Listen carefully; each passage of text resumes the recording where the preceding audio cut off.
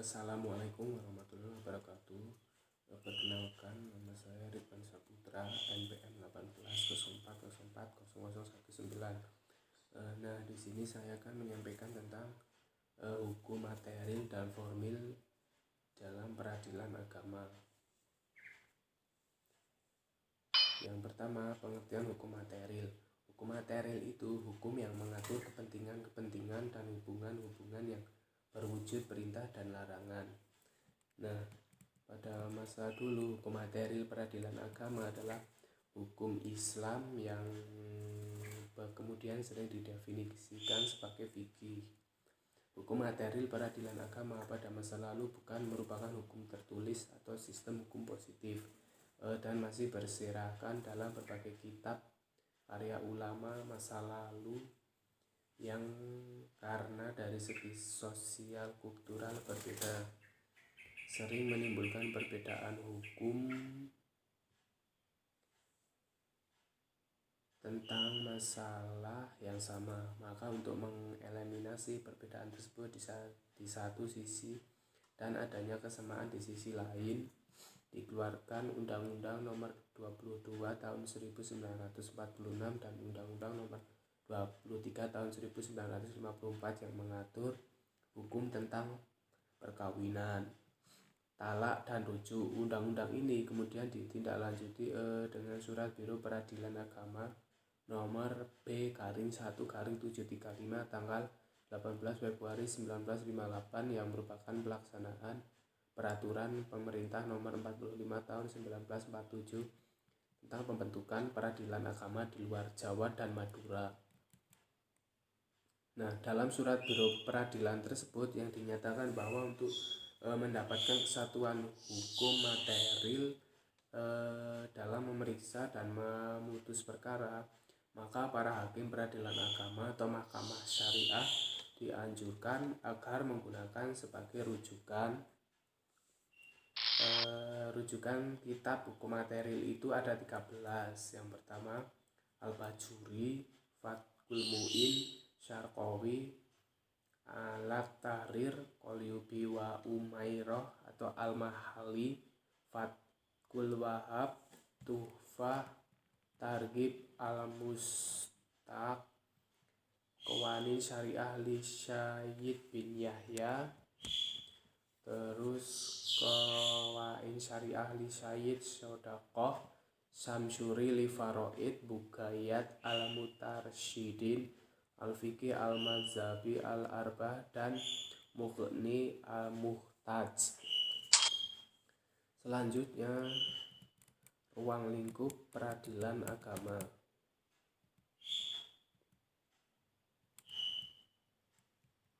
Nah, ruang lingkup peradilan agama diatur dalam Undang-Undang Nomor 3 Tahun 2006.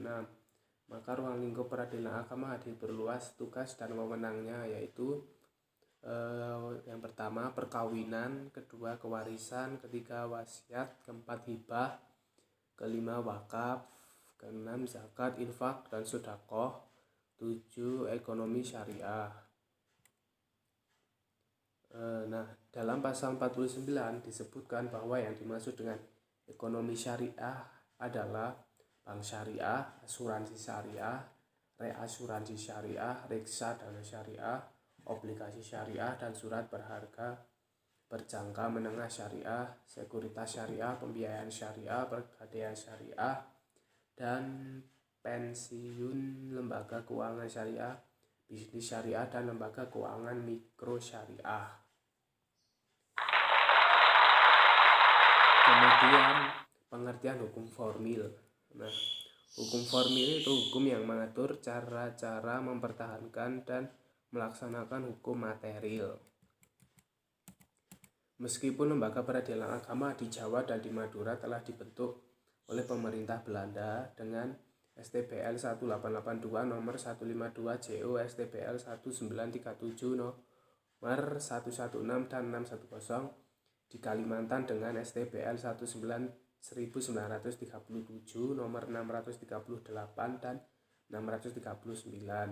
Nah, kemudian setelah kemerdekaan itu pemerintah membentuk peradilan agama di luar Jawa Madura dan Kalimantan Selatan dengan PP nomor 45 tahun 1957. Nah, tetapi dalam peraturan tersebut tidak disinggung sama sekali tentang hukum acara yang harus digunakan oleh hakim dalam memeriksa dan memutus perkara yang diajukan oleh kepadanya. Oleh karena hukum acara yang berlaku di lingkungan peradilan umum adalah Herzijn Inlands Reglement atau HIR untuk Jawa dan Madura, Reglement for the Buitenwest atau RBG untuk luar Jawa dan Madura.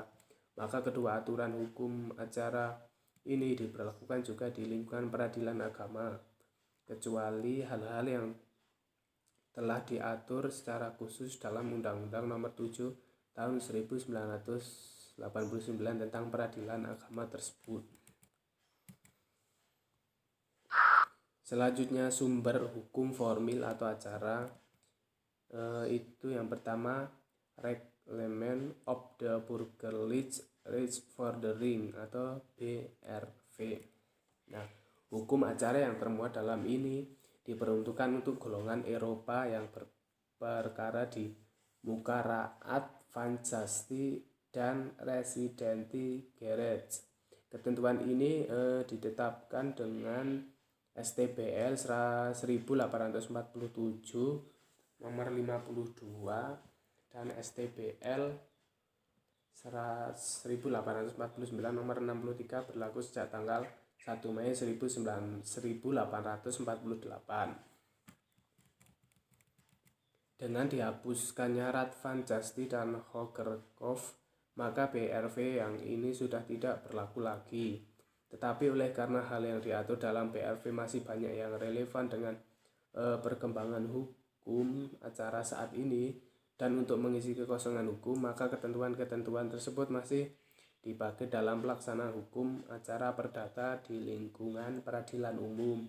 Misalnya tentang formulasi surat gugatan, terus perubahan surat gugat, dan ketentuan hukum acara perdata lainnya. Yang kedua, Inlands Reglement atau IR. Nah, ketentuan hukum ini diperuntukkan untuk golongan Bumi Putra dan Timur Asing yang berada di Jawa dan Madura.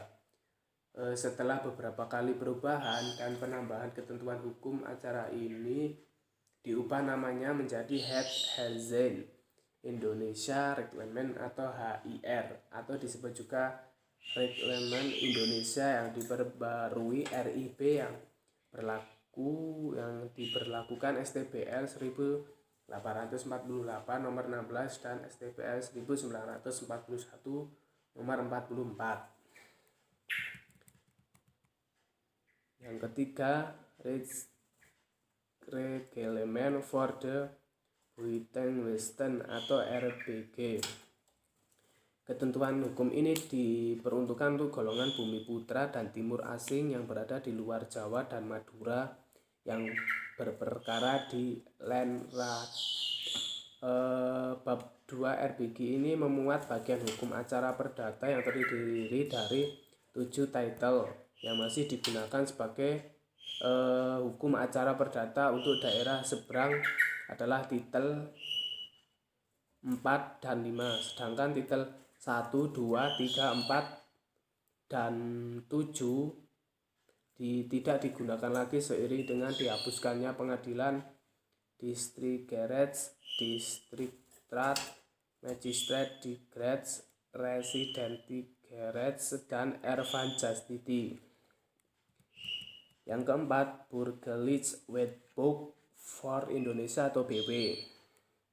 Nah, BW yang digunakan dalam bahasa Indonesia disebut dengan Kitab Undang-Undang Hukum Perdata, yang terdapat juga sumber hukum acara perdata, khususnya buku 4 tentang pembuktian yang termuat dalam pasal 1865 sampai dengan 1993.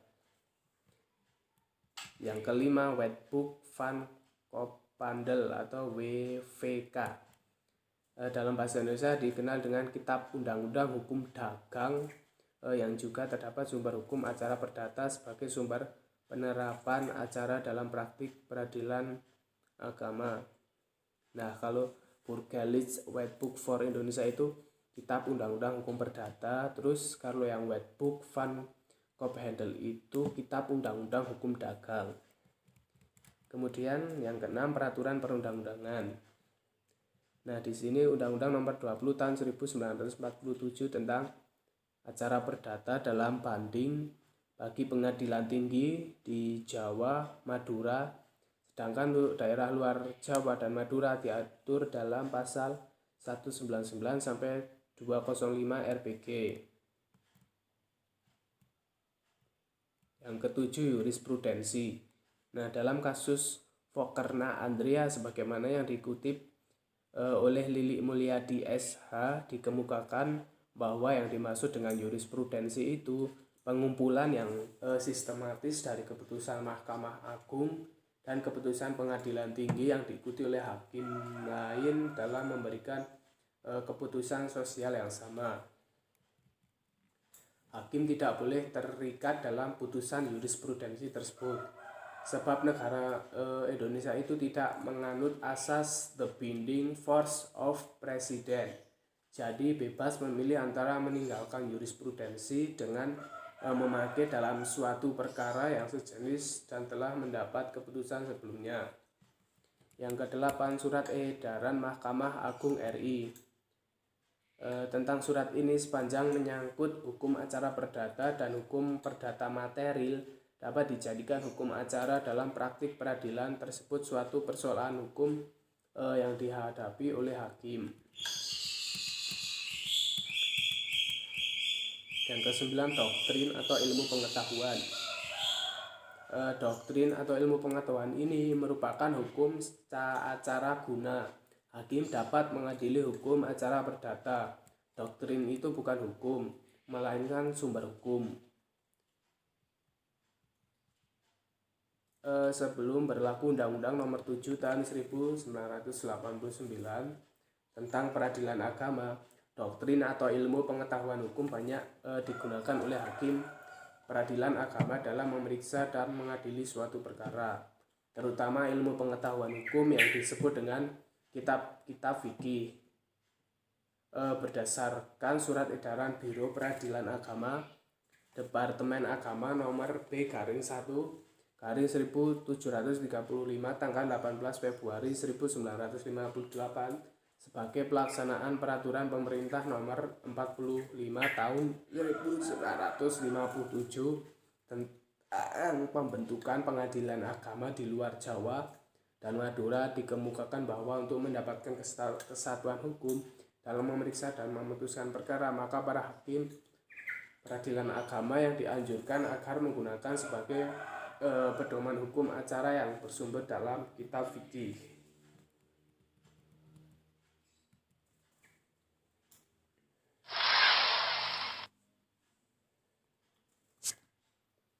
Selanjutnya, asas-asas hukum formil. Yang pertama itu pemeriksaan perkara dimulai setelah diajukan gugatan atau permohonan. Yang kedua, pengadilan tidak boleh menolak memeriksa dan memutus perkara yang diajukan dengan dalil hukum tidak ada atau tidak jelas. Yang ketiga, putusan dan penetapan dimulai dengan kalimat Bismillahirrahmanirrahim. Terus pengadilan mengadili dengan menurut hukum dan dengan tidak membeda-bedakan orang. Selanjutnya, peradilan dilakukan demi keadilan berdasarkan ketentuan hukum yang esa. Terus sidang pengadilan terbuka untuk umum kecuali apabila undang-undang menentukan lain atau jika hakim dengan alasan-alasan penting yang dicatat dalam berita acara sidang memerintahkan bahwa pemeriksaan secara keseluruhan atau sebagian dilakukan sidang tertutup. Sekian yang dapat saya sampaikan. Apabila ada kesalahan, mohon maaf. Wassalamualaikum warahmatullahi wabarakatuh.